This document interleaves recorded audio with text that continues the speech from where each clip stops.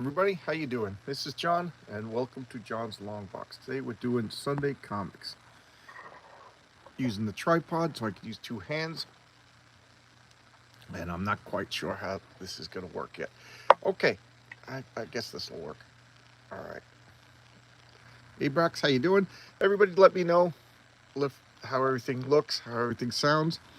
So here is today's topic. For those of you who do not know, I've been cataloging my collection.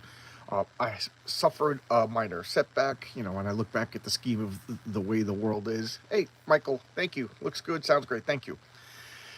My hard drive crashed, and with it, my database. My database of all my comic books and photographs, stuff like that, was lost. Luckily, I was able to get my photographs back. It was some nice trips my wife and I took when we first got married, weddings and christenings and things like that.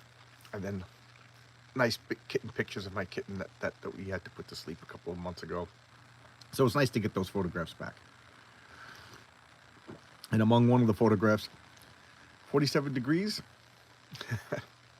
And among one of the, oh, you can see, no, that's 47% humidity. I keep a humidity, I keep this right here because I'm always afraid of it getting too humid down here and destroying my comic books and my board games. If you can see, it's 70 degrees and it's 47% humidity. And, as long as it stays below 50%, it's good. I got two dehumidifiers going down here and I got a split unit. Good eyes. See, sometimes I got to be careful about what I put out down here. It has my address and stuff. So I've actually deleted a video because I didn't realize I had too much information exposed. So anyway, as I was saying, one of the photographs that I was able to recover was me hanging out with Dan Slott at a convention and goofing around. The same Dan Slott that blocked me on Twitter before I even interacted with him. All right, so, I got 5 people. Thank you. 4 thumbs up. Thank you. All right, so my hard drive, my buddy Paul was not able to recover. And rather than get all mad and everything like that, I figured I'd take the opportunity to recatalog my comics, and then I was like, you know what? I'll make a series of videos out. So when I did the first long box, this series 1963 showed up, and everybody was like, oh. Everybody's like, yeah, do this one. So this is today's topic. Yeah, Dan Slott's friendly, isn't he? Yeah. Hey, hi, how you doing, Phil? Oh, a lot of new names. Thank you, everybody. Thank you for showing up. This is Sunday Comics. I go live, and I do a topic that usually I do a 10-minute. 10-minute. I laugh at myself. I pontificate too much. I do. I tried to do a 10-minute video about comic books once a day, but on Sunday Comics, I grab my Tim Hortons coffee, I sit down in the chair, and I get all long-winded about a topic. So today I'm going to talk about 1963 by Alan Moore for a couple of reasons. First off, I love these comics. Second off, hey Marcus, how you doing?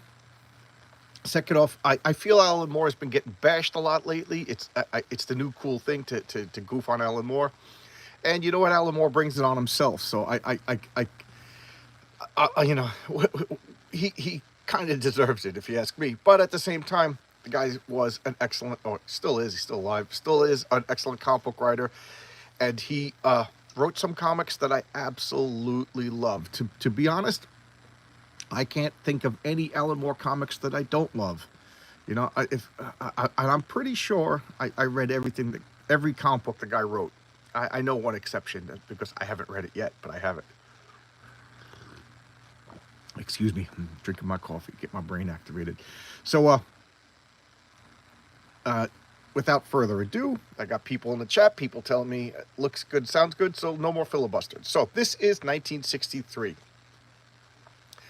And what is 1963? Well, it was a 6-issue. Good morning. Oh, good morning, Agent Zero. It was a 6-issue limited series put out by Image Comics. And the premise was this is Alan Moore and various artists, not goofing, not homage, but like pretending it's the year 1963, and these would be their comics. So this is with like love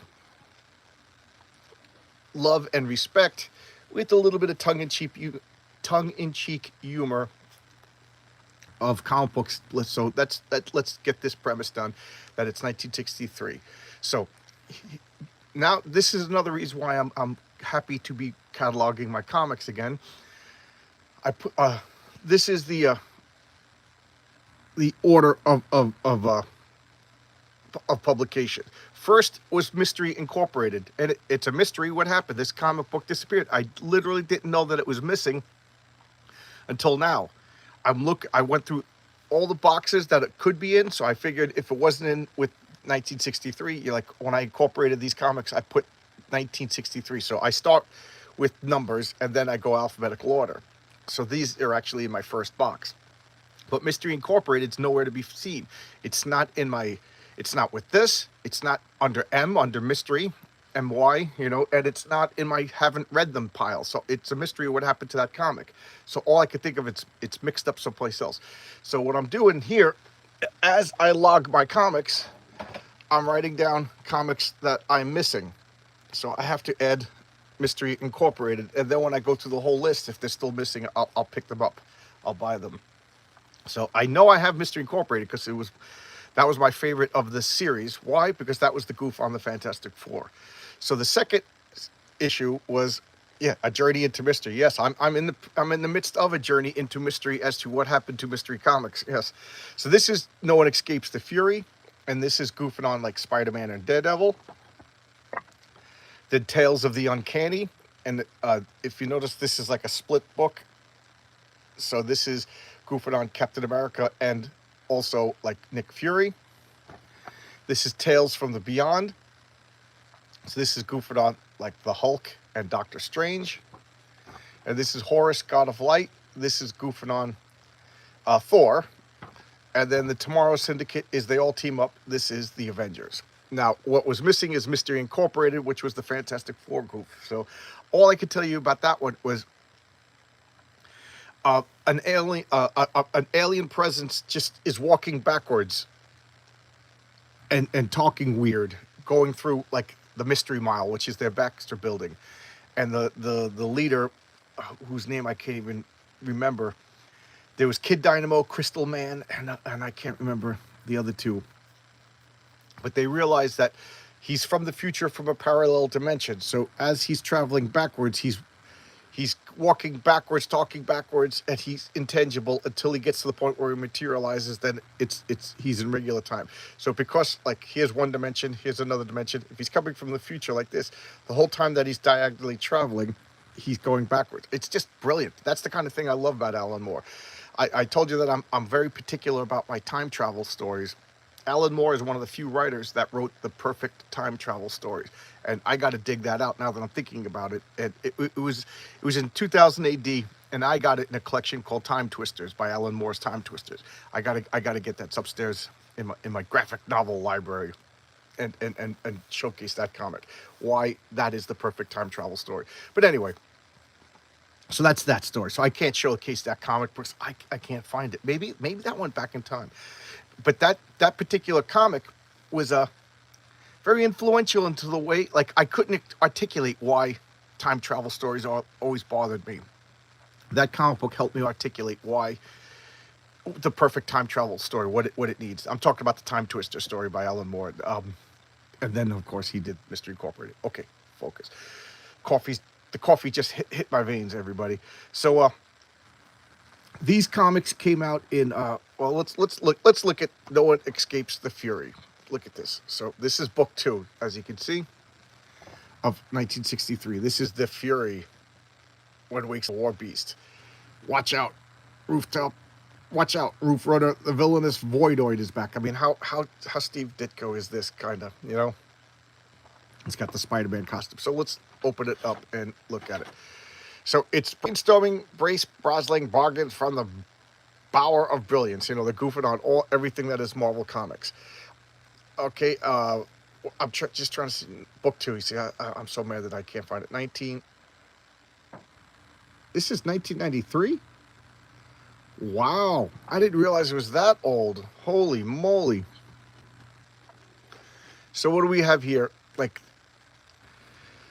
USA, so Cargo X is being delivered to Laser headquarters, and Laser is their acronym group like Shield, and it says for Law and Security Enforcement Reserve, acronymic AL, and the Fury is over here watching. So that's Commander, whatever it is. Oh, okay. Can we see the script?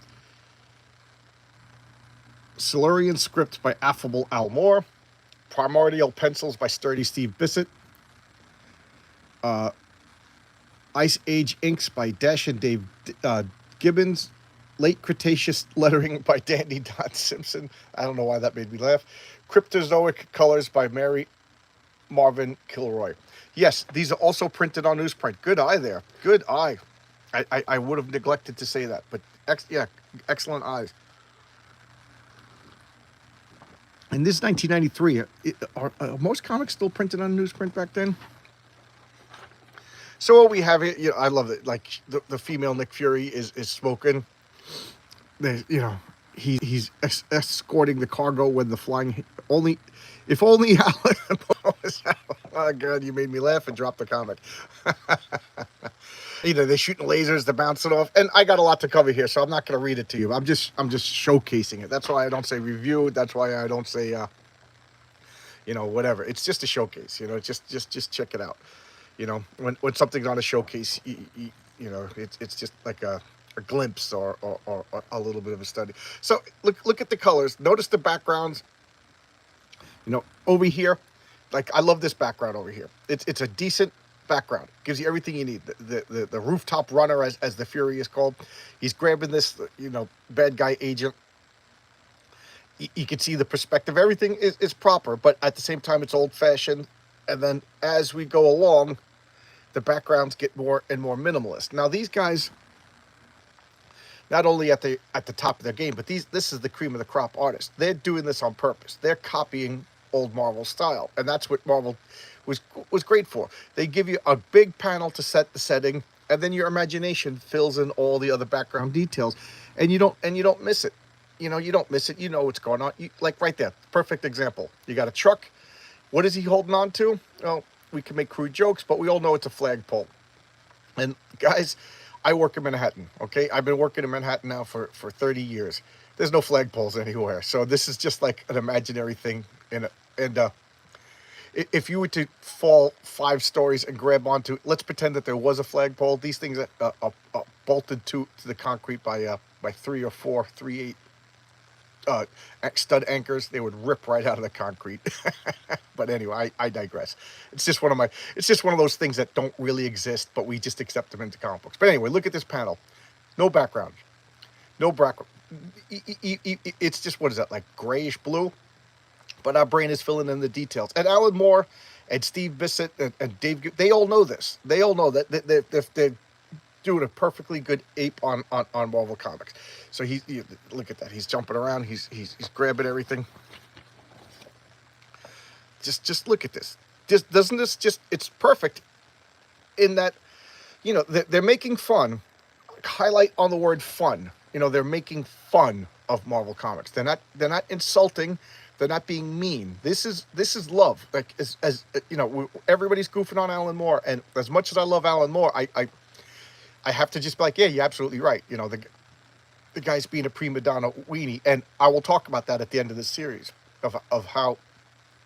Well, I'll get into that later about why it was never finished. But they all love these comics. Alan Moore and Dave Gibbons, I don't think any of these guys would be in comics if it wasn't for the, Fantastic Four, Stan Lee, Jack Kirby. So it's Steve Ditko. They're making fun in the best sense of the word. So what was in Cargo X? Why, it was the Voidoid. So they freed the Voidoid, and now he has to fight. How does he fight this guy when he can't even see him? I mean, he can't touch him. He's a Voidoid. Now look at this. Own a nuclear sub. They're goofing on the ads. I love this. I love this. You remember that only $6.99, but the joke here is it's an actual military surplus, military sub with real nuclear missiles instead of the cardboard piece of crap that you'd get. I don't know. Fake ads make me laugh. If I make a comic book, I really, really want to try my best to make a fake ad. So now he puts on this helmet. See, this is Alan Moore adding a little bit of weird realism to these goofy. The Voidoid couldn't see because light waves passed through him. So he put on this technological helmet to change the frequency of the light so that he could actually see. Why would he do that? Because they're setting up for the annual, which would have brought everybody into the Image universe proper. So he's trying to make it a little bit more realistic, even though it's goofy 1963 stuff. It's the Invisible Woman. They addressed that in Planetary, that the Invisible Woman would be blind because the light waves would pass right through her. So in Planetary, the Invisible Woman analog wears a helmet to change the frequency of light so she can actually see. Well, the Voidoid is doing the same thing. And look at this. So now you see that's what he sees through his helmet, and it's predicting where he's going. So the he's laughing, he's chasing them off. It's just such a good homage. In here, everything's cold while they're storing stuff at laser. And what are they doing? There's this gigantic monster. Why they have a gigantic monster? Because in 1963, that's what Marvel was doing. They had gigantic monsters. Look at the first Fantastic Four. Big monsters were the craze. It was slowly transitioning to superheroes. So here's the Voidoid. Check it out. What's going? You see, he's look at how Kirby is that panel right there. And boom, he's fighting. I love this weapon. He throws this like laser grenade that just sends out it rolls on the ground and sends it these flickering images to fool him. It's just so cool. And that's what I mean. Alan Moore is like, he's doing this goofy old stuff, but at the same time, it's like cool and modern. So I got to put the comic back here. Look at that. Gigantic.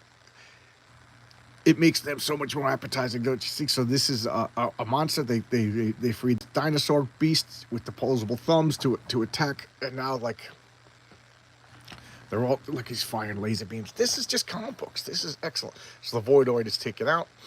I love that. He's like there's like lava in the bottom of the pit. They're jumping around, and I'm spending too much time in this because I feel like I'm gonna run out of time. He's fighting the dinosaur.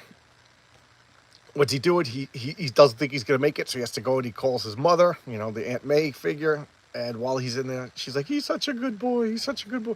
And here, look at this. Just perfect. This is exactly like a representation of the Bolton, Marvel Boltons, which stands soapbox.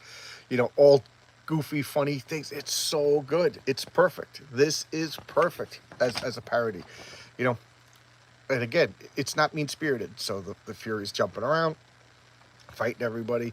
The Voidoid is trying to escape, and now he's grabbing all the laser equipment. And look at that. It's like reminiscent of Deadpool. He's going to go fight, using the rocket pack. So what does he do? He flies into the mouth over here, tries to crush everything. That would hurt, if you ask me. And again, I'm going quick because the whole purpose isn't to read these comics. It's just to showcase you, give you a taste. And look, now the dinosaur's getting apprehended.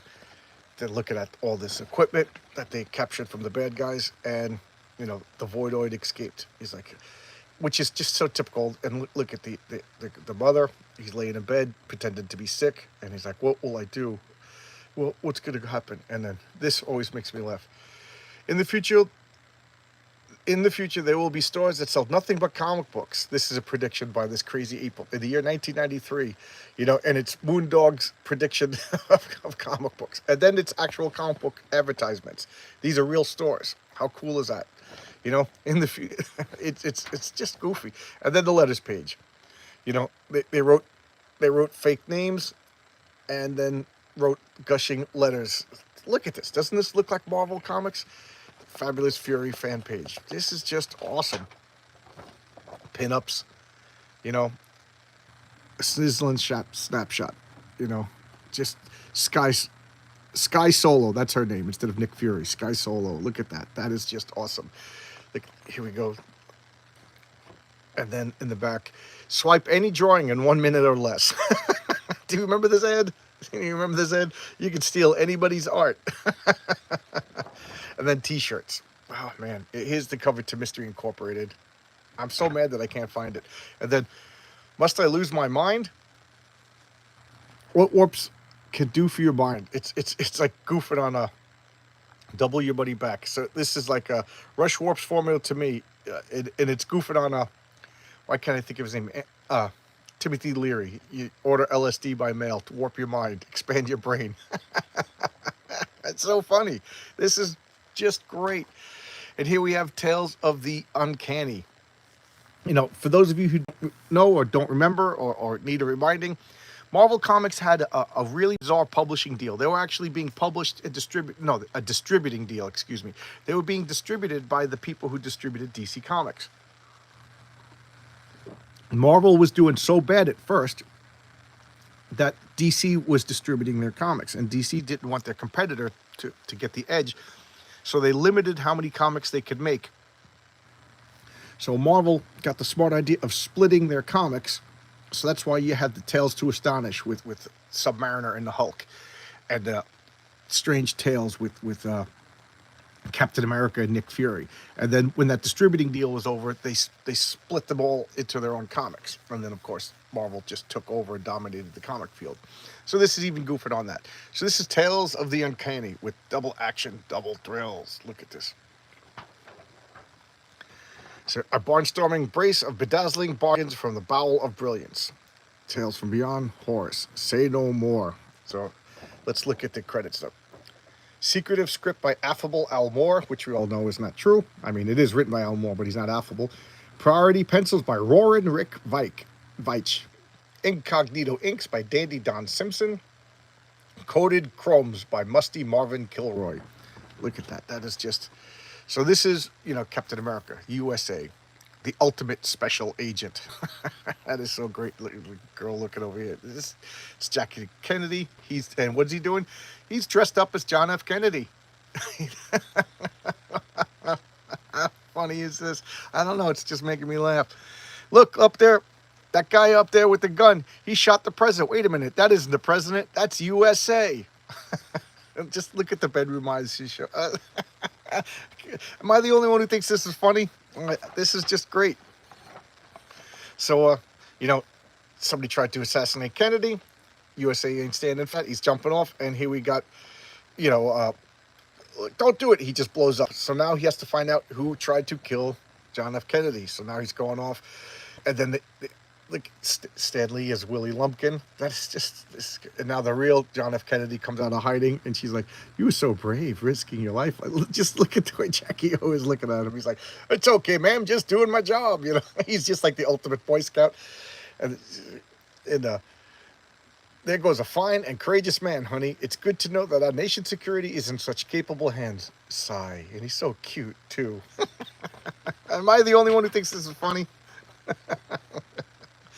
So now he's going off to and just look like the Kirby-esque. You know, the other one you could see like the Steve Ditko, you know, homages. This is definitely Kirby. Look at the thick inking lines, and that's Don Simpson. If you ever read Megaton Man, President is in Dallas today, so he's going through all the accoutrements of in his room, and he's finding out that he was sent by Grassy Knoll Incorporated. And here's Lee Harvey Oswald over here, and Jack Ruby. So what's he do? He jumps in front of him, stops the assassination, and then he beats up Jack, and he transforms into the Red Brain. Look at that. I want to see if Ditko art now. Timothy Leary would approve, yes. But Ditko wouldn't approve of Timothy Leary.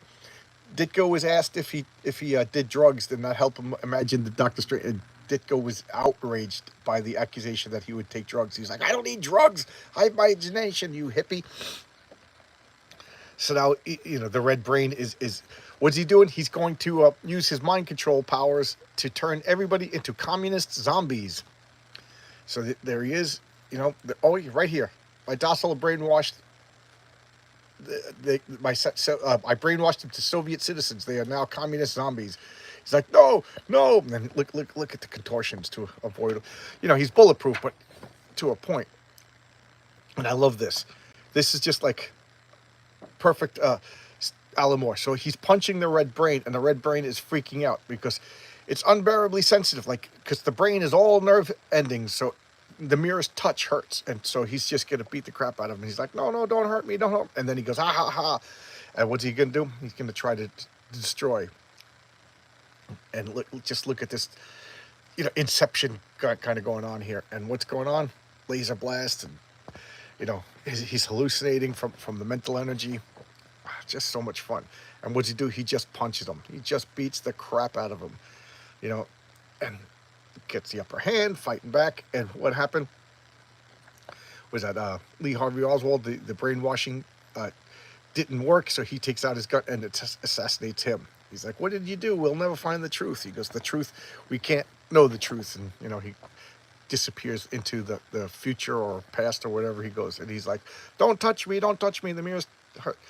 And look at, so he came from the year 1993. And I like that. They keep dropping hits about the year 1993. And I'll talk about that at the end. Again, Alan Moore, for all of his faults, all of his weaknesses, he is a brilliant writer, And it's funny because not a Twitter battle. I didn't get into a fight, but I said I still love Alan Moore on Twitter yesterday.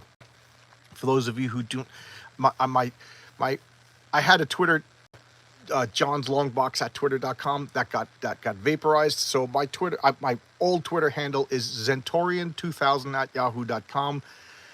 So if you follow Zentorian, Zenturain, Zentorian, like Centurion, but with a Z, 2000, because that's the year I made up that email address at twitter.com. That's me.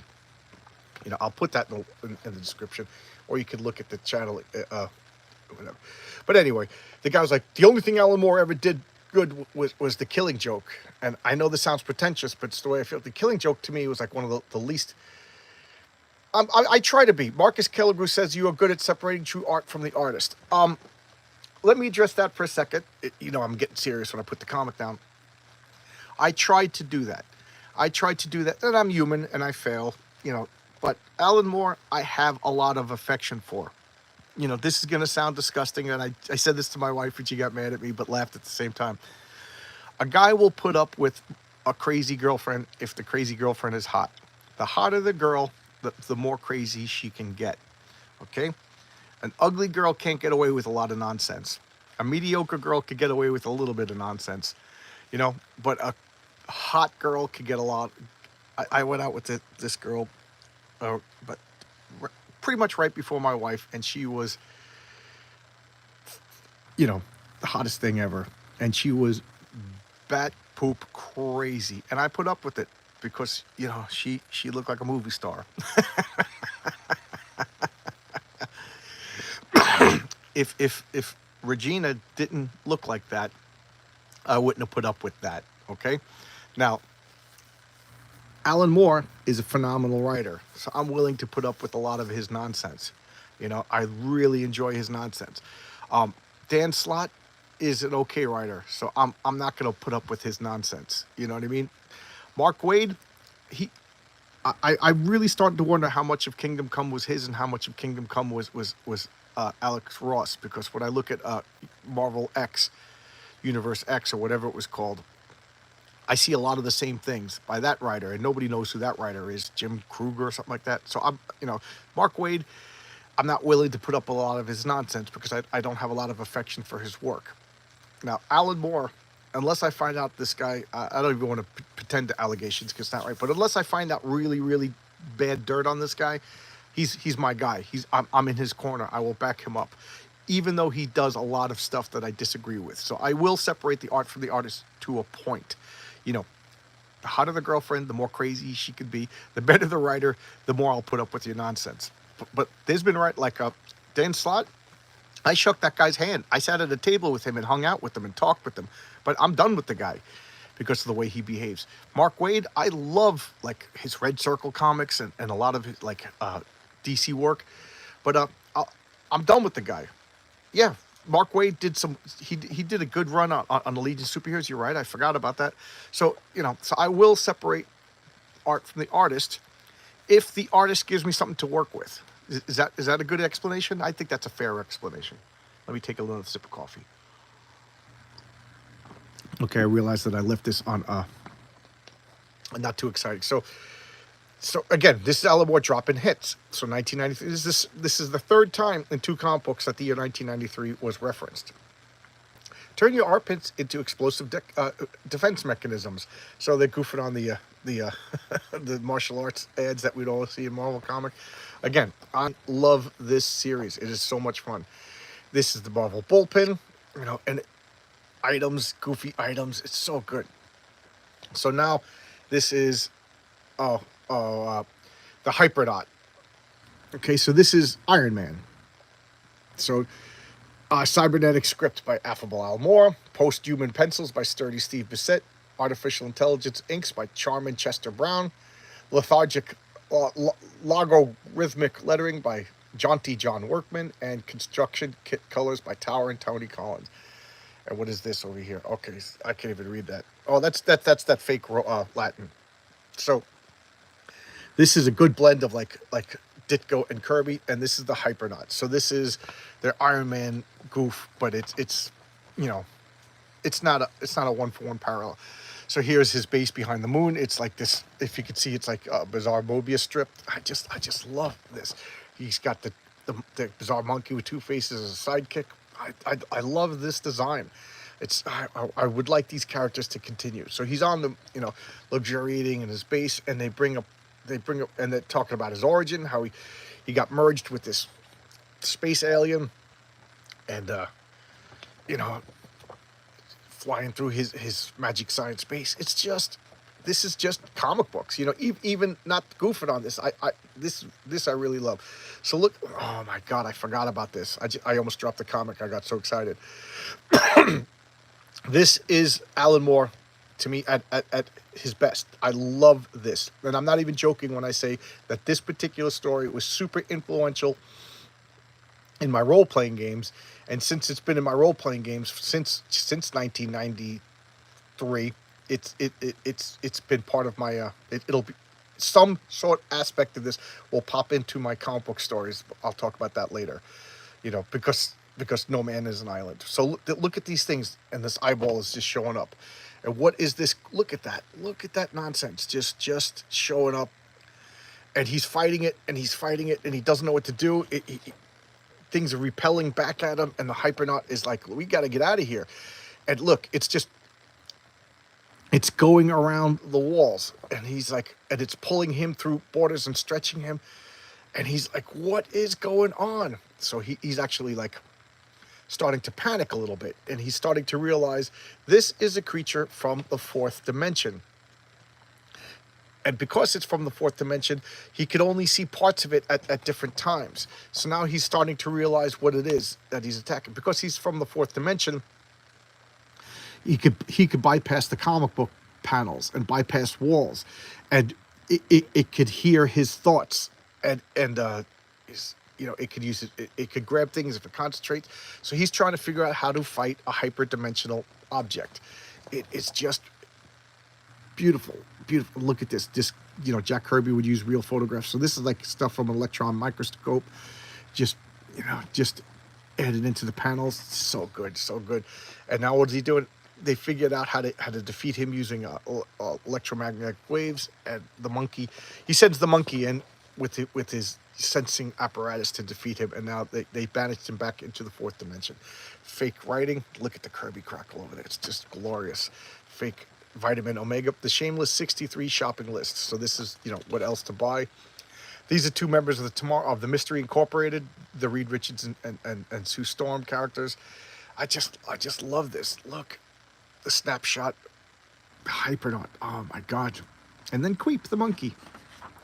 I usually hate the cute sidekicks, but I actually like Queep. And there we go. Get your shirts. And then the back age. Life-size commies. You want a life-size Joe Stalin commie? What was on the back of this? Oh, must I lose my mind? Yeah, life-size commies. This is just brilliant. Now we got Tales from Beyond. So this is a goof on the Hulk, and this is the goof on Doctor Strange. Okay?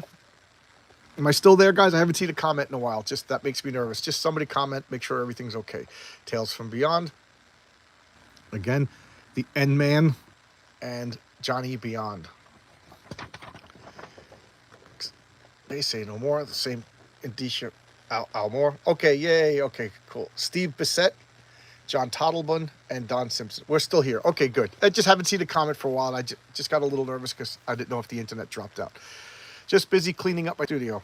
Well, stop doing that and pay attention. Watch. These are Alan Moore comics. I'm listening while playing City of Heroes. Okay. I'll try to keep the chatter going. Listening and working. Okay. I just got a little nervous because you never know.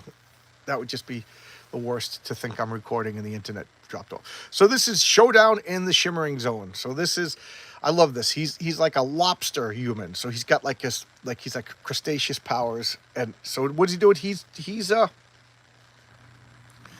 and they forgot to put the coloring, so they as an artificial colors towering Tony Talent. So I wonder if they forgot or if they're just goofing. But anyway, he's being dropped into a radioactive crater in the Yucca Flats. Why? A meteor crashed, and he's the only one who could. So this is like the General Talbot Roth kind of character, and he's yelling at him while he. This didn't sell as much as the other Image comics, but still a big paydays for everyone. I'll get back to that, Marcus.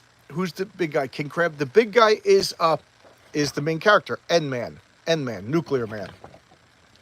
So he lands, boom, I love it. And then something radioactive is mutating all the local fauna. So you see this lizard goes in there and the rabbit, and it comes out like mutated. So he is the only one, he's immune to radioactivity because that's his origin. He was, caught in an M-bomb, a nuclear bomb explosion, and they're like, oh, what's going on? And look at all these mutations. Now, Steve Bissett and John Toddlebun, and Alan Moore, this is the same team that created Saga of the Swamp Thing. I have a lot of affection for this team. I just love this team, but they're goofing on early Marvel style. So like the plants are mutating, the animals are mutating, and N-Man is there. The Nuclear Man, and he's exploring this radioactive crater that's causing mutation, and he's got this signal device that the radiation is interfering with. And who's that?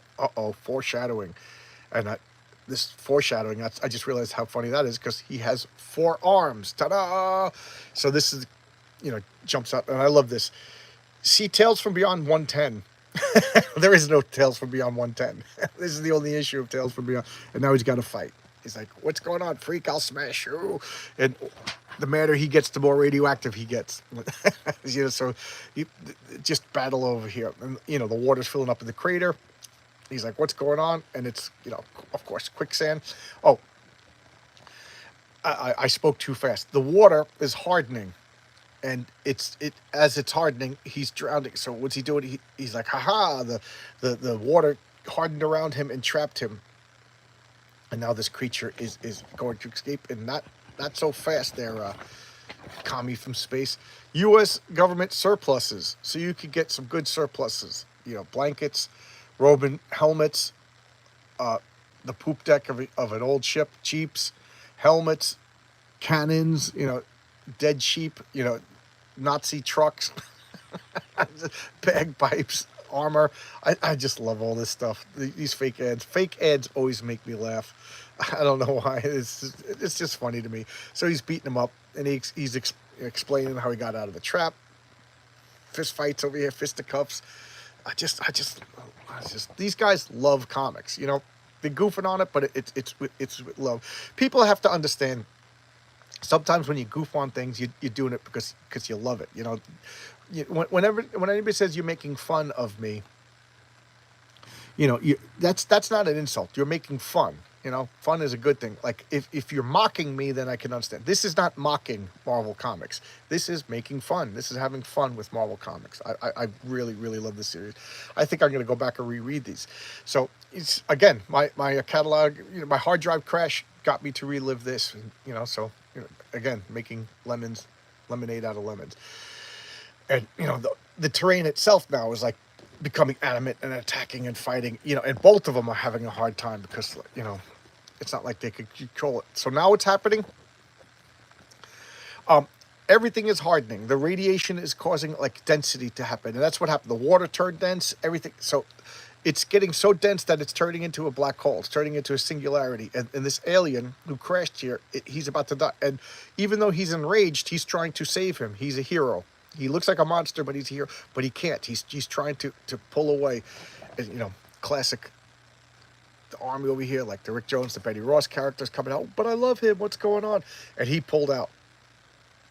He escaped the singularity that crushed everything, you know. And he's like, and you better believe that this guy was going to show up in the year 1993 on the other side of the black hole. That's what they're setting up for. And look at this, Rots, mummies, mommy's commie, you know.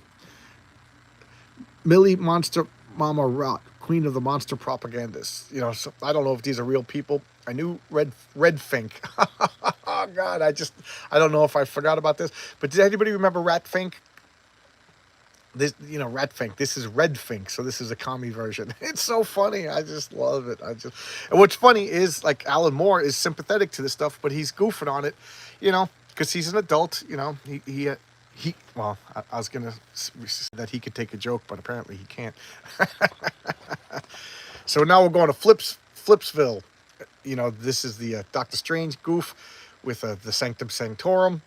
And it's of course it's beatniks and hippies, because at 1963 in Greenwich Village, that was what was there, and that's where Doctor Strange lived, because that's where Roy, Big Daddy Raw. Thank you. I couldn't remember the name, so I wasn't even gonna spam it out of my brain. But thank you, Kevin.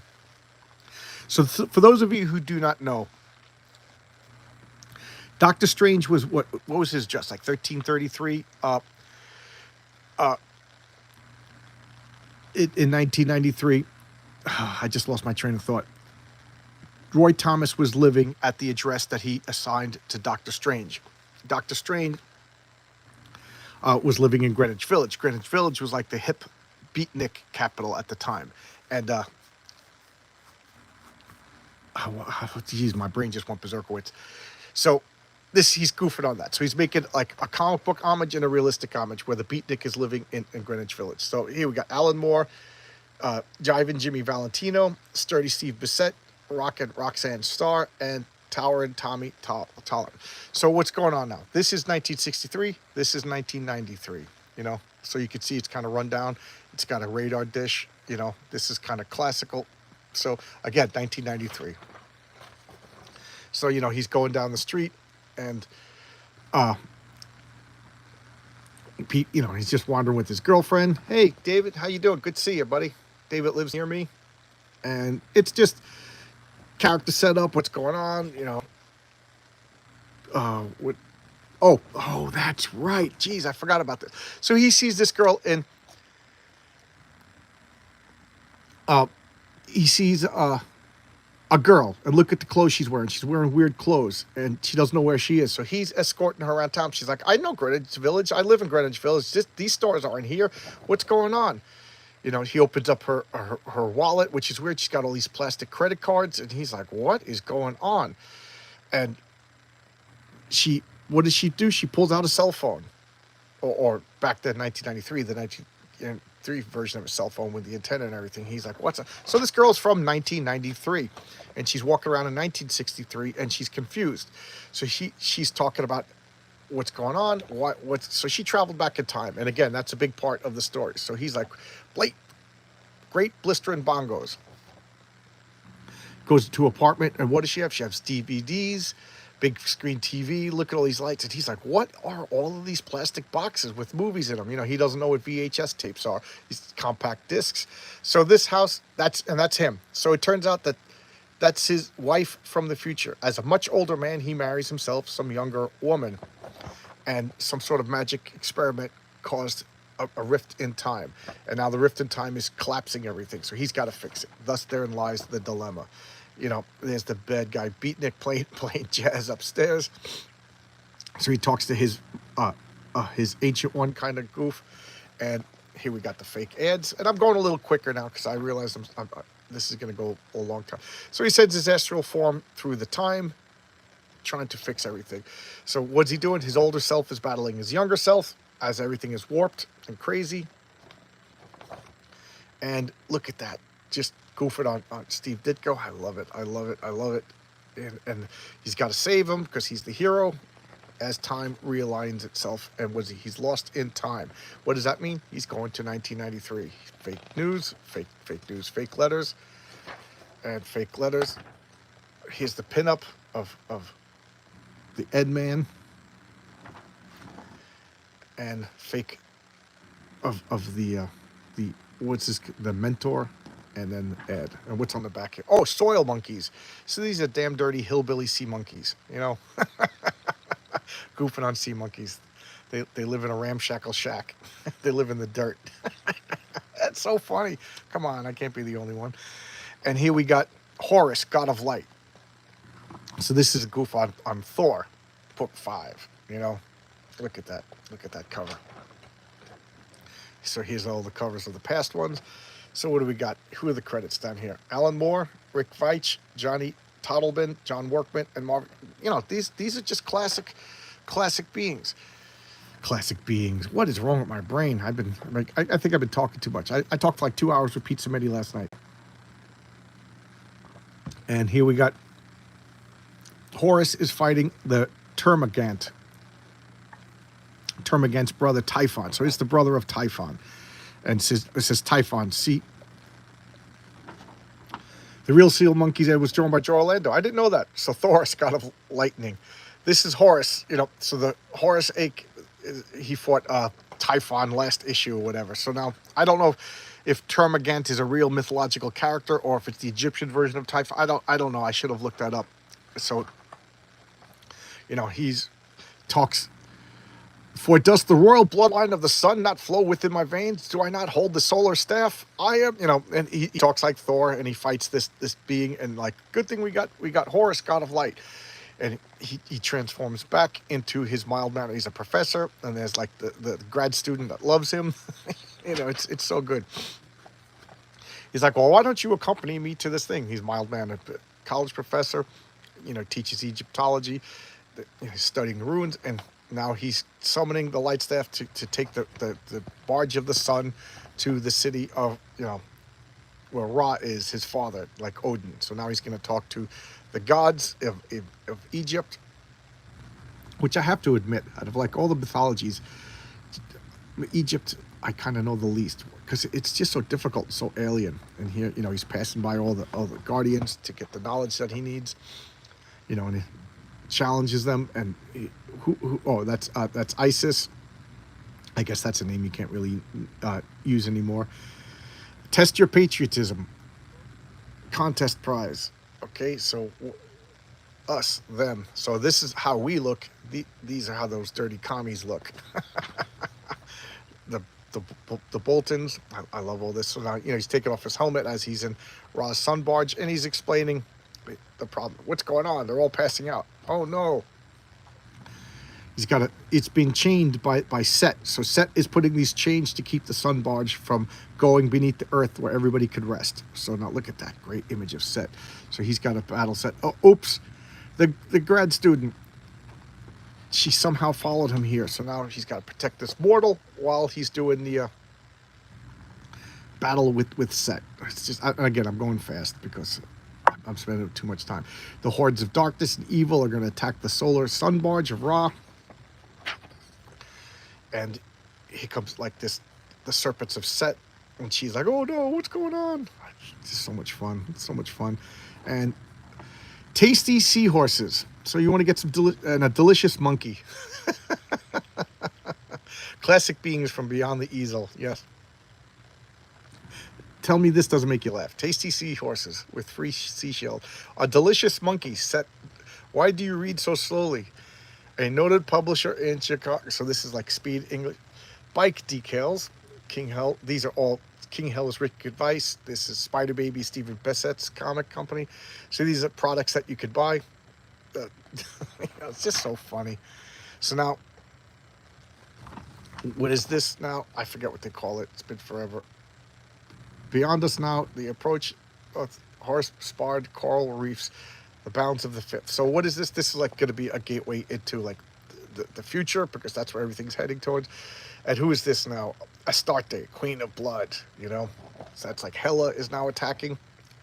The grad student's like, what's going on? I gotta save her. Fighting monsters. Again, I'm going quick. Horse. It's just a classic Thor adventure. Wow, I've never seen Fury before. It's fun.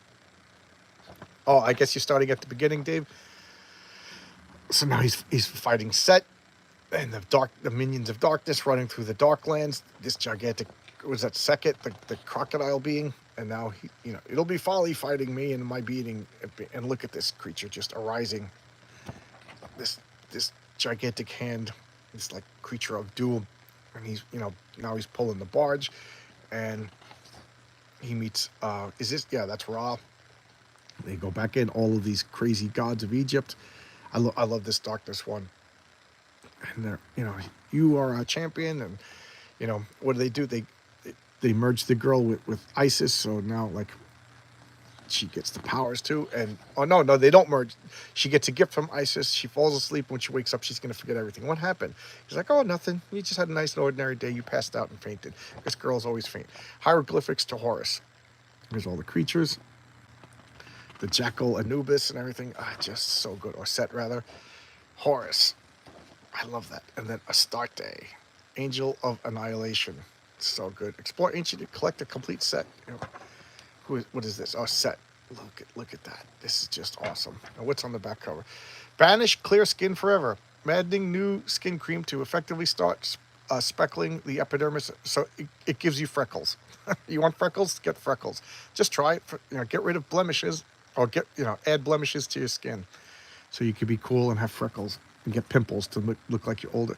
So now this is the Avengers, the Tomorrow Syndicate. From here to Alternity, so that they all team up. Except for the Mystery Incorporated, they are already in their team. So they're all putting together that something is happening. From here to Alternity, there's USA rather, Ultra Special Agent Horus. And, he's firing up his staff. They fighting each other, not fighting each other, but like sparring, and oh yeah, so Tomorrow Syndicate is in this, so they're all there. Check it out. They're all starting to realize that something is, as I dropped the comic, something is happening that is leading them to 1993. And I love this. He's reading On the Road by Jack Kerouac. Something that I talked about many times, was very influential. So they're all recalling their adventures and how they all had something to do with time travel. And there's their headquarters in Mount Rushmore. I love the fake schematics. I just love that. And, they take out this flying pod ship to fly them. And, just, what about me? The Fury wants to join the team. Remember, Spider-Man wasn't a team member for most of his history. I love the Hypernaut. That is just so cool. And they're exploring all of these time disturbances. So, Inframan and Infragirl. That's right. It was Inframan, Infragirl, Crystal Kid, and I can't remember the other one. So they're like Ant-Man and the Wasp. They shrink down to like molecule size. That's the missing comic. What is this? Oh, the letters page. Look, he's looking for people who like to doze. Do you like to fall asleep? If you like to fall asleep, join Rick Veitch. It's just funny. Now, just look at this. I wish there was more. I wish there was more. That's all I could say. So now they're all exploring. They're looking at like younger versions of themselves and their sidekicks that are no longer around. Just so good. Traveling through the time stream. So now they're meeting up with like that Bucky was lost, so now he's reuniting with his lost in the time stream partner. Other scientists, other people, other characters. So all of these characters that were dead are coming back because they find ways to bring them back. He's goofing on what's happening now. Go back in time, multiverse, bring back characters that are dead. Nothing matters. Look at all these characters that are showing up because goofing on the Watchers, the custodians of the universe. It's just so much. And then when they travel back, instead of Mount Rushmore, it's communists. Oh no, dirty communists are on Mount. So they know things have been altered. We got horrible like versions of like portraits of Genghis Khan and Hitler. What's going on? And he's like, oh no, we altered the time stream, so we got to go back and fix everything. Somebody did this, and here we got the Boltons, and this crazy version of like MODOK, laughing at them. So what's going on? I can't even remember the guy's name. Prepare to die, mortal insects. But big boy here, I can't even think of his name, but he's using this like, you remember the uh, the flying bathtub? That's what this is goofing on. That panel just kind of mind boggled me for a second. The Tomorrow Syndicate, everything's destroyed because that's what happens when you live under communism. Cuban Missile Crisis actually happened. There was an attack. Because the aggressive, peace-loving communists in this world, or the Soviet Union, which was the United States of Russia, when they aggressively attacked their premier, the communist guy didn't have the restraint of Kennedy, so there was a Cuban Missile Crisis. And now, here's Kennedy is going to get assassinated by these Nazis. Horace uses all the power. And look at this. I love this. All of these characters from all of the creators, their characters are showing up. So this is Megaton Men and all of his characters by Don Simpson. This is, I don't know what this is, but it's Cerebus the Aardvark. I think this is Frank Miller's Sin City in there. This is Rick Veitch's True Man. More Don Simpson. This is Gilbert Mr. Monster. More Sin City. Bean World. Wow, I forgot about Bean World. Steve Bissett's Age of Reptiles, or what was that called? Not Age of Reptiles. It was called King, I think it was called. I don't even know what this is. I don't know. I don't know what that is. Oh God, that's gonna kill me. I know what that is. And these are all portals into different the Flaming Carrot. So this is the portway to alternity. It's bigger than the multiverse. It goes into other companies and other creative owned IPs, and they're flying through these different portals to fix everything. Now look, the art is changing. The art style is changing because they're going through a porthole. And here's that guy that all the bad guys are. This guy was short. He was the guy from Mystery Incorporated. Now I'm mad that I can't. Well, I'm still mad that I can't find that comic. He was the guy that was traveling from 1993 backwards in time, and they're trapped. And what happened? They meet. Ta-da! They're in 1993. That's Shaft, Rob Liefeld's character, as drawn by Rob Liefeld, and then send it to the Syndicate. So here's the fake letters. I just got stumped for a second. Here's Modern Comics. I love this. This is the Golden Age Fury and the Golden Age USA. They're back because this is the Silver Age Fury and the Silver Age USA. The Tomorrow Syndicate, 1961, and there shall come a monolith. Or what is this? Oh, look at this drawing. So cool. Gigantic, like moth creatures. Sturdy Steve grows on tail. Steve just grows a dinosaur out of his butt. And 1963 and a half. 100 assassins from the future try to kill. It's just so funny. So there's no more comics to show. There was supposed to be one more issue. So this was supposed to be 6 issues. Mystery Incorporated disappeared. It's a mystery. And then they were going to tie it all together in 1963 annual. And that was going to have Spawn, Wildcats, Youngblood, and all of those guys with these characters. And they were going to be brought into Image properly and given modern comics.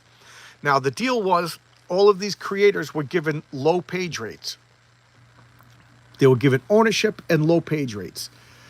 And so they worked for low pay, and all of the comics were going to be collected into a trade paperback, and that was going to be pushed, and then they were going to be given their own comics that they owned. And they were happy to create their own stuff because and work for low pay. The problem was shortly after this was published, Rob Liefeld had a falling out, and he kind of split with mainstream Image, and he founded, what was it, Awesome Studios, and he pulled his characters out of Image. So already Youngblood couldn't be used in this. Then Steve Bissett said in Comic Buyer's Guide, I think it was, that they were using Alan Moore because Image Comics basically they're junk. They're just art with no story, and they want Alan Moore to write all of their comic books because they need a good. And for some reason, Alan Moore took offense to that, and he just emailed Steve Bissett and said, "We're done, buddy." And as far as I know, they haven't talked since. I don't know if that's true or not. I don't know the inside baseball, but to me, that is just awful way to treat a guy that you've been working with for a long time. So Steve Bissett and Alan Moore aren't working together. Rob Liefeld pulled his stuff out, and the last issue was never done. The annual was never done. And because of that, the story's unfinished and it's never been collected. And then these characters just fell by the wayside. And Rick Veitch is really upset. He's like, I took low pay to do this. It was good faith that it was going to be trade, it was going to be collected, we were going to make other comics, and the money was going to come from the future. It's like, I never would have agreed to this, but you deal, creative people are weird. Creative people are goofy and emotional. I think it's that high emotion that creates great art. But I don't know, it's a shame. Like, what would have been had this comic continued? Would they still be right? I think with Alan Moore, if you're working with Alan Moore, you're working with the time bomb. You're gonna get good stuff, and then who knows what's gonna set him off, and then he's gonna walk away from it. I mean, that's what he does with everything. Jim Lee was supposed to save the. Oh, that's right. Jim Lee was supposed to do most of the art for the annual, and he said he was taking a sabbatical to learn how to run a company. I call BS on that, because I think Jim Lee just doesn't want to do art. I mean, the guy barely makes any art anymore. I don't know. I'm not. Everybody loves Jim Lee. I think he's a phenomenal artist. I could take him or leave him. He's not very good at running companies. DC is terrible these days. He's kind of a dummy, if you ask me. Who has phenomenal art talent that he doesn't want to employ. So it's kind of like a crime. That guy's that talented and he doesn't even want to draw anymore. I don't know, why not? He's rich. Just sit back and play video games with your kids, I guess. I don't know. That's what he does. So it just fell apart. It was just too ambitious of a project. I don't know. Working with Image Comics at this time, all of these, I'm going to call it right now, all these immature people who aren't really ready to be running a company. It was like a bunch of early 20-year-olds making so much money that they could just F off to whatever projects. And then, I don't know, true workhorses like John Toddleman, Steve Bissett, and Rick Veitch, and Don Simpson. These guys, I don't think any of these guys are millionaires or anything. Maybe Dave Gibson is from the Watchmen. I don't know. But these guys needed the money. These weren't Image superstars that were making all of this money. So, I don't know. Honor your agreement. They should have finished the last issue, at least. Finished the last issue. And now I think there was like a battle over who owned what characters. And, Alan Moore made the money. They did get royals, but the big money was in the annual. Okay, Marcus, you see, I don't know. But there you go. It was so much fun. I got to find my missing issue. I loved it. I had a big smile on my face when I was reading it. But the inside baseball, it just shows you, like, when you work with too many people, there's too many variables, too many egos, and things go wrong. So there you go. I don't know. What else do you want me to? And then, you're working with Alan Moore, you're going to get something good, but your goal also, it's like that story, the old lady who finds the scorpion in the desert and it's dehydrating. So she puts it in a basket, carries it home, and gives it water until it restores back to life, and then it jumps up and it stings her. And the old lady says, "Why did you sting me? I saved you. I gave you water in the desert. I saved your life." And the scorpion goes, "You silly bitch, didn't you know I was a scorpion?"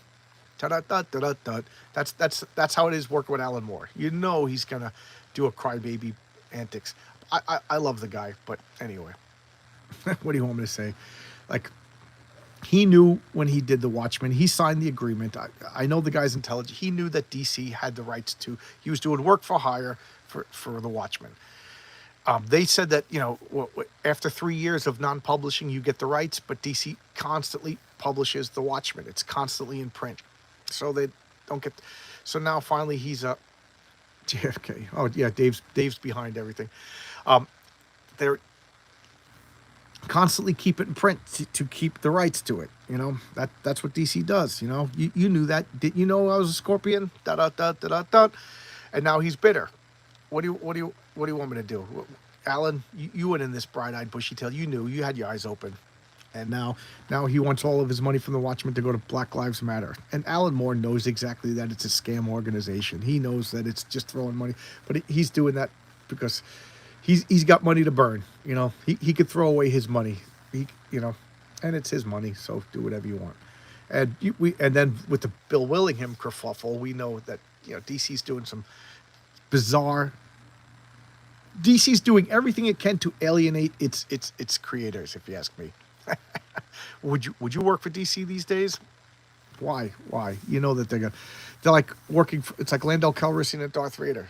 Do you feel the deal is being altered? Pray the deal doesn't get altered anymore. As terribly paraphrasing Star Wars. So there you go. 65 minutes. I'll close this down unless anybody got any questions, comments, anything you want to say. Isn't Moore a witcher or a warlock? Yeah, he's some sort of wizard, shaman. I don't know the exact term, and it doesn't really matter. But I think he thinks he's a druid priest, if I may. And I know that him and Grant Morrison have a long term. I don't know if it's a real animosity or if it's a fake pretend celebrity animosity, but supposedly they're two wizards of different, one's chaos magic and one, I don't know, insanity magic, and they've been having a wizard duel back and forth for 20 years. I'm amused by that. I think it's funny. I love the idea of Alan Moore up in a magic circle waving a pen, and Grant Morrison wherever he is, all naked, putting oil all over himself, chanting spells back and forth. I just think it's funny. It ain't hurt nobody. That kind of feud I could deal. This kind of feud bothers me. This kind of feud has real. Still love 1963 comics. Yep, Old Dirty Fatty. New names. I'm loving seeing the new names. Thank you. Yeah, this kind of feud bothers me because this has real world consequences. First off, I bought these comics being told that I was going to get something else. I don't like it. If you announce a limited series, make the limited series. Finish the limited series. You can't. I bought it in good faith. I'm thinking that you were going to finish the story. Finish the story. This is inexcusable. I don't care. You announce a 5-issue miniseries. You publish the 5 issues, or 6 issues, or 7 issues, whatever it is in this case. And then they took pay cuts to do this. If I'm working and they're going to pay me less than my rate, but I'm going to own. I'm a construction worker. They're going to pay me less of my hourly rate, and I'm going to get royalties on the finished building for the rest of my life. And then they're just like, psych, you're not going to get the royalties on the building. That's wrong. That's a break of contract. I would be pissed. So there you go. I'm not going to sugarcoat it. I'm kind of annoyed at Alan Moore for doing that. I think in his defense, this isn't entirely Alan Moore's fault. It's Jim Lee's fault. It's Rob Liefeld's fault, and it is Alan Moore's fault. People who I do not blame: Dave Gibbons, Don Simpson, Rick Veitch, John Toddleben. Because I think Steve Bissett was right. It was like kind of trying to seduce Alan Moore to help him bail out his comic, and Alan Moore did. He wrote Wildcats. He wrote Supreme, and those are excellent comics. So. I don't know. Again, Alan Moore's crazy. I'll put up with the girl's shenanigans if she's hot. The hotter the girl, the more nonsense I'll put up with. And Alan Moore, he's a great talent. He's a fun writer. I would love to meet the guy. But there's no, I do my live chats on Wednesday night with comic book creators. I would love to have Alan Moore on the other side of it. And by the end of the interview, he would hate me. If he had Twitter, he would block me. But, that's the way it is. Believe it or not, I would love to have Mark Waid. I would love to have Gail Simone, Kelly Sue DeConn. I would love to talk to these people.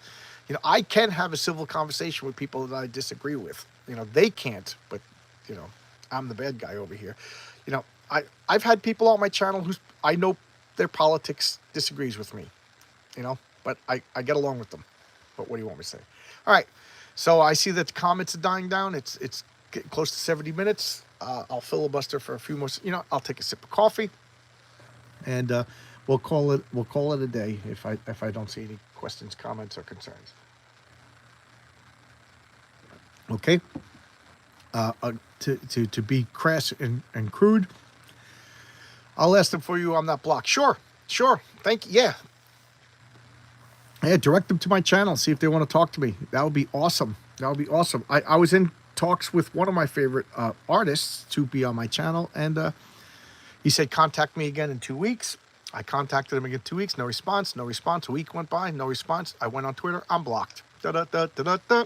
You know, what kind of material is the coffee made of? What is it made of? It's made of coffee. I don't know. It's Tim Hortons coffee. Tim Hortons coffee. My wife is Canadian, introduced me to Tim Hortons.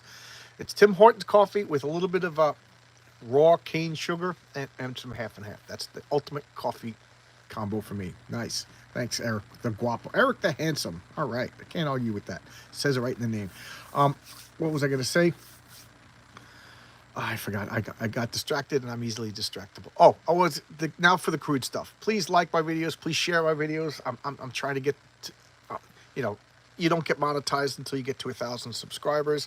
I'm at 750. Oh, you used to grow sugarcane in your backyard. Where do you live? Isn't that like a tropical thing? I know they grow it in Barbados when I was there. But I'm not quite there yet, so I need to get to 1,000 subscribers, and then I can make like a penny. Super chats are enabled. You know, just saying. And I have Southern California. Okay. And I have a membership, and it's the only tier, $4.99 a month. You basically, it's just, hey, Madness Comic Network. For the membership, what do you get? What do you get? Nothing. you get me. It's just money that I could hire artists, hire publication, printing to make a comic book. I'm trying to make a comic book. If you join it, you will get. I will autograph it inside. You know, I don't like autograph the cover. I'll autograph down here and send you a comic book autographed. I don't know what else to offer. There's also like sneak peeks, private community posts that non-members can't see. I hate all that stuff. Do you read any books from Iron Age or Boom? Iron Age comics. I don't know which one's Iron Age, but Boom Studios. Are you talking about? I got the Iron Age Anvil magazine, issue 1 and issue 2's on the way. But what other comics would be the Iron Age comics? Because I've been getting so many crowdfunded comics. Been getting comics from Fund My Comic, Indiegogo. Oh, Image.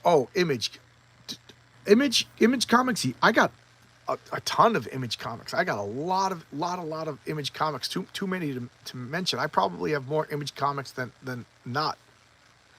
But the early ones, I bought them because I liked that whole punk rock do-it-yourself mentality. Let's leave the corporate guys and own everything. I thought it was great, but they just weren't that good. They were all Image and no substance. And then I kind of let it wait. And then somewhere around like, I'm going to say like 96 to like 2005, Image became the best comic book company. There was like a good 10-year period of Boom. And now these days, I'm trying to think the only Image I still get is Savage Dragon. And that's more out of like momentum because I can't stand it. But I kind of just want to wait till he gets, I want to see what happens when he gets to 301. Image has a lot of good books right now. I'm sure I get Image, and now you put me on the spot. But you know, I hate Savage Dragon. I don't blame you. You know, Eric Larson's a weirdo who I don't have kids. I wouldn't let him near anybody else's kids. There's something weird about that guy. He's also has me blocked. You know, I've been saying it since I started the channel. I'm probably the only person on the planet that has a full run of Savage Dragon, and the guy blocks. Yes, he's a weird guy, Marcus. Absolutely. I'm kind of mad at myself that I can't stop because it's my compulsion activating. But he wants to make 301 comics so he could claim to have the longest uninterrupted run in comic book history. Okay. So I'm kind of curious to see what he does. Does he cancel the comic? Because it's not making a lot. Ask Rob Liefeld.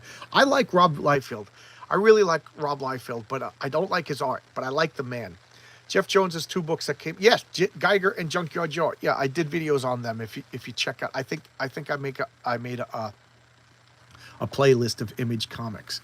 So yeah, I really liked Geiger. I really liked Junkyard Joe. Yes, I got those. Those are good. Anything by Jeff Jones and I'll check those videos out. Thank you, Eric. Why can't I think of the artist's name right now? Eric, could you remind me what the artist's name on Geiger and Junkyard Joe? Yeah, those are good. I like anything Hellboy related. I get Usagi Yojimbo. Of course, alternate comics I really like. I try to challenge myself every month up with less and less comics because, just for monetary reasons, not because I don't like comics, and because I've been getting more and more crowdfunded comics. So let's be honest. Uh, I can't remember what was off the top of my head. He also drew a. Why can't I think? He drew Preacher. Same guy who drew Preacher is drawing Junkyard Joe, and I can't think of the guy's name. But anyway, it doesn't matter. Good comic. I hate to leave. Oh, I was just about to say when I got 18 people, but 4 people just left. So you know what? I'm gonna leave now before I just start rambling and make it dull. So thank you, everybody. Thanks for checking out Sunday Comics, and I will see you Monday with another video. And remember, Wednesday is Terry Moore of Strangers in Paradise. He hasn't dropped out yet. So thanks a lot. I'll see you guys tomorrow with another video. Have I ever had Dave Sim on? I believe it or not, I went and I got his phone number, and I've been too scared to call him. Maybe I will call him and get him on. I'd like to talk to Dave Sim. All right. So thanks a lot. I will see you tomorrow with another video. Bye bye.